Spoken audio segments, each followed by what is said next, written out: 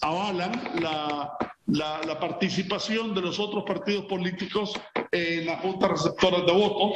Por otro lado, tenemos la exclusión de cualquier ayuda extranjera como un elemento pernicioso que ha sido a través de nuestra historia la injerencia extranjera. Eso lo tenemos totalmente señalado y lo remarcamos las veces que podemos.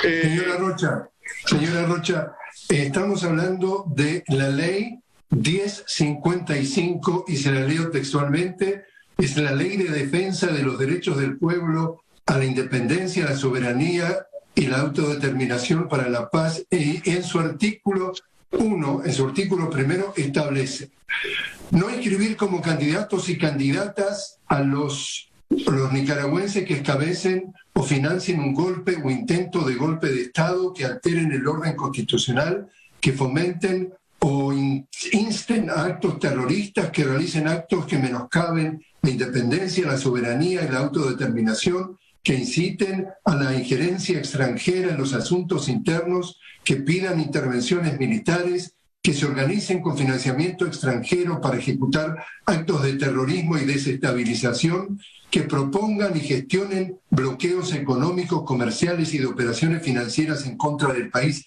y sus instituciones, al igual que aquellos que demanden, exalten y aplaudan la imposición de sanciones contra el Estado de Nicaragua y sus ciudadanos, y todos los que lesionen los intereses supremos de la nación contemplados en el ordenamiento jurídico. Mi pregunta, ¿esta ley está siendo directamente desafiada o ha sido ya desafiada? En algunos partidos están haciendo, pero nosotros, como le digo, es el órgano competente que le está dando seguimiento. Nosotros ya hicimos el llamado, tanto en el reglamento como en un acuerdo que se publicó, al llamado a los partidos políticos a respetar las leyes, a respetar la convivencia, la justicia, la paz y la tranquilidad de nuestro pueblo en este proceso electoral. Cuénteme entonces, señor Amador, los requisitos para ser candidato presidencial en cuanto a edad, en cuanto a los partidos, ¿qué imposiciones tienen que cumplir? Bueno, básicamente ser mayor de 25 años y menor de 75. Pero, y además, no tener ningún proceso penal en tu contra. En este sentido, las situaciones que se están dando en este momento no son con relación a los candidatos, pero sí son con relación a hechos que efectivamente se han sucedido en el país en los años pasados. De forma tal que la idea de esta reforma y de estas leyes es que el espíritu de estas elecciones sea un espíritu inclusivo, un espíritu democrático, un espíritu participativo, y aquellos que de alguna manera atentan contra esa estructura política, pues difícilmente van a ser primero candidatos y segundo van a tener una visión política unitaria, que es la que el país requiere. Señora Rocha, la reforma rechaza lo que le llaman validador electoral, lo que llaman generalmente observación internacional. Cuéntenos por qué. Nosotros aquí, nuestro país, lo establece la Constitución política, lo establece la ley electoral, lo establece diversas leyes, donde nos dice que estos procesos son únicamente y nos corresponde a los y las nicaragüenses. Nuestra soberanía, nuestros procesos son nuestros.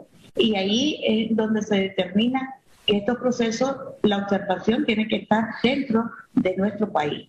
O sea, por eso tenemos, y nuestra ley dice, los fiscales de cada partido político, desde el acompañamiento, esta ley nueva ahí lo establece el acompañamiento de los partidos políticos a través de sus fiscales.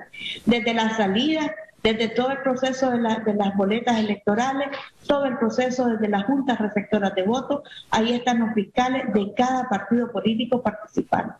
Esa es la observación, esa es la transparencia que se establece dentro de la ley electoral.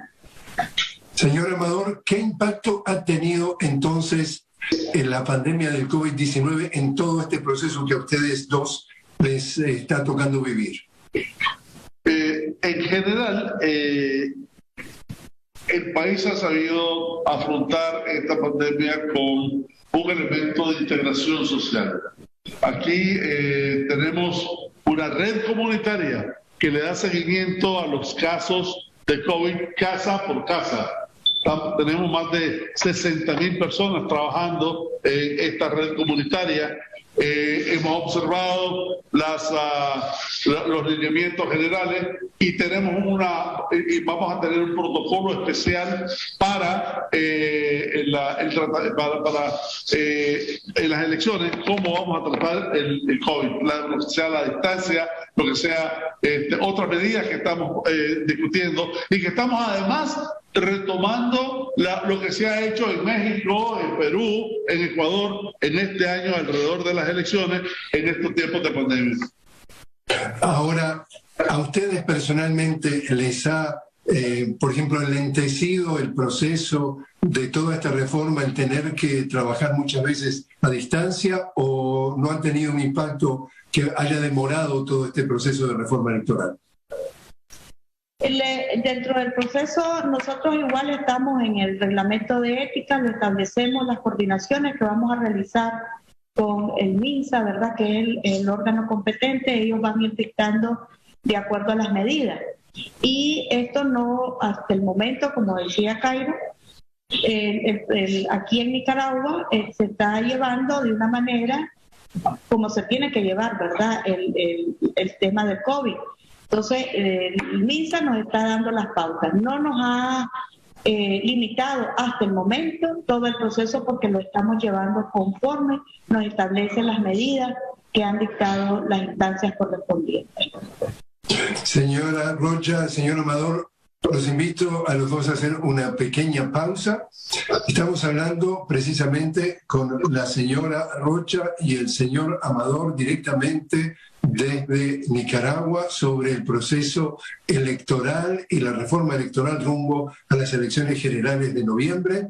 Ya regresamos.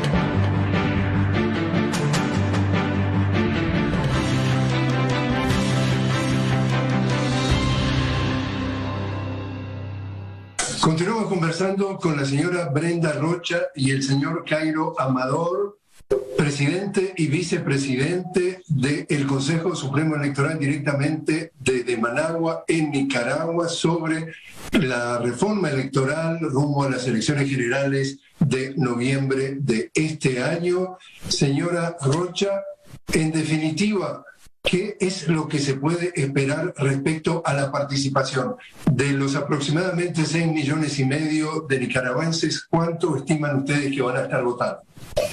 Bueno, nuestro llamado siempre ha sido a todo el pueblo de Nicaragua, a todos los ciudadanos y ciudadanas, poder conllevar este proceso de la manera tranquila, en paz, en armonía. Nosotros esperamos una gran participación en este proceso porque es de los centros de votación que van a estar muy cercanos a cada población. Entonces nosotros esperamos conllevar la mayor participación en este proceso electoral. Estamos hablando de voto obligatorio, voto no obligatorio. ¿Qué cifras manejan de personas habilitadas para votar? Estamos hablando de voto no obligatorio y es bueno señalar que algunos, los principales partidos de oposición están igualmente alentando proactivamente a sus bases a votar. O sea, no solamente es el partido de la Alianza del Frente Sandinista, sino también es la alianza de los partidos opositores más los otros partidos. En otras palabras, la ocasión de votar está siendo respaldada por todos los involucrados en esta ley electoral. Mira, yo creo que va a superar con creces la participación política que hubo en las elecciones pasadas. Yo lo estimo aproximadamente como en un 65-70%. Quizás más, pero por lo menos para ser conservador estoy en esa cifra. Señora Rocha, estamos hablando de que la elección, es decir, en términos de campaña electoral, empieza el 21 de agosto y termina el 4 de noviembre. ¿Ya hay inscripciones de candidatos? Todavía no, porque ahorita estamos en el proceso, en este momento, de la conformación de los consejos electorales municipales.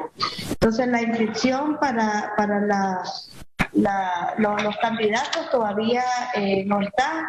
Es un proceso que por eso lo estamos llevando conforme al calendario y todavía no tenemos la inscripción de los candidatos. ¿Qué desafíos entonces, señor Amador, están enfrentando ustedes como nuevos miembros precisamente de este Consejo Supremo Electoral? Ambos es la primera vez que participan. Hasta ahora, por lo menos, ¿qué desafíos, si no han sufrido desafíos, anticipan que se pueden enfrentar? Bueno, varios, entre otros, el hecho de que en el periodo del 17 de julio y el 1 de agosto tenemos que hacer las demarcaciones y la ubicación de los centros de votación. Por un lado, eso es una situación que está bastante avanzada, porque básicamente recogemos la experiencia de los procesos anteriores, etcétera, pero tenemos ciertos problemas en la costa Caribe, porque los huracanes, los dos huracanes que se presentaron el año pasado, destruyeron varios centros de votaciones, los cuales el gobierno los está rehabilitando en estos momentos. Esperamos, confiamos en que efectivamente para efectos de este mes estén ya rehabilitados y podamos superar este escollo. Si no, tenemos que buscar otros centros de votaciones en esta zona del Caribe. Señora Rocha, en materia de logística, estamos hablando de territorio que por allí puede ser de alguna forma montañosa, ustedes tienen lagos. ¿El hecho de la transmisión de datos puede representar algún desafío? No necesariamente, porque ya hemos tenido la experiencia en todos estos años de elecciones y nuestra misma ley establece la actualización de las tecnologías. Ahora la presentación la comunicación es más fluida. Tenemos ahorita en los 132 municipios, por ejemplo, el tema de cedulación es permanente ahí y no hemos tenido problemas de comunicación. Igualmente esperamos que en este desafío en el tema de comunicación no se presente ningún problema, porque la comunicación hasta el último departamento, hasta el último municipio, hay fluidez de comunicación, gracias a Dios, y el trabajo que se ha hecho en el tema de desarrollo a nuestro país.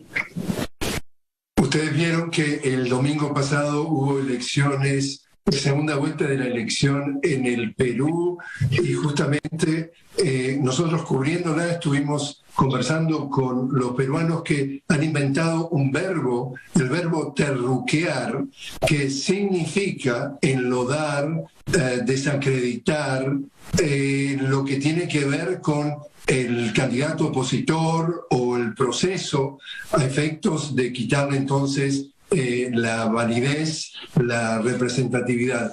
¿A ustedes les ha tocado, ya sea a nivel del Consejo Supremo Electoral o a nivel personal, alguna andanada de críticas a este proceso o a ustedes personalmente para tratar de deslegitimarlo?